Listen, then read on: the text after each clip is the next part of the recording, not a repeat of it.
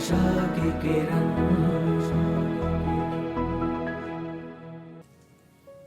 પણ સ્થિતિઓ કરશો, તે સ્થાનના દર્શન કરશો.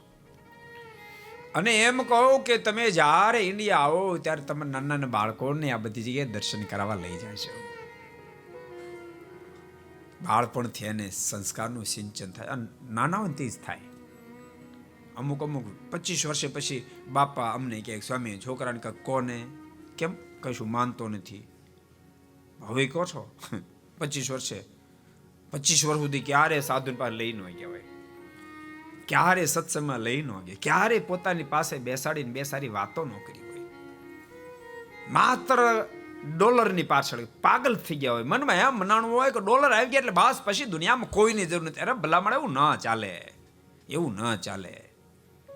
પોસાય તેટલા ડોલર આવે, પોસાય તેટલી સંપત્તિ આવે, ભૂલતા નહીં. તમારે સુખ જો જોતો હોય, શાંતિ જોતો હોય, તેની સાથે સંસ્કારની જરૂર પડશે અને પડશે.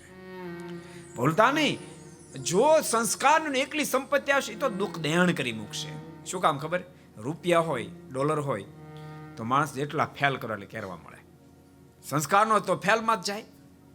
રૂપિયા ઓછા હોય તો ઓછા ફેલ કરે. જાજા રૂપિયા ને સંસ્કાર ન મળે તો નકરા ફેલ જ કરે ને શું કરે કહો? માટે મારી તમને ભલામણ છે એકલા રૂપિયાની પાસે ગાંડા નહીં. નાના નાના બાળકોથી લઈને એને સંસ્કારનું સિંચન કરશો. અને ભૂલતા નહીં, માત્ર તમારી વાતથી બાળકોમાં જીવન નહીં બદલે, તમારે સ્વયં જીવન જીવવા પડશે.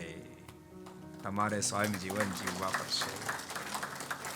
તમારે સવારે જાગી નાહી ધોઈ ઠાકોરજીની પૂજા કરવી પડશે, માળા કરવી પડશે. તમને દંડવટ કરતા જોશે તો કરશે.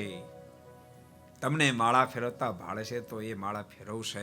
को पसंद आया हो तो लाइक करें और शेयर करना मत भूलिए. सब्सक्राइब करें सरदार कथा चैनल को और बेल आइकॉन पर क्लिक करना मत भूलिए लेटेस्ट वीडियो सबसे पहले पाने के लिए.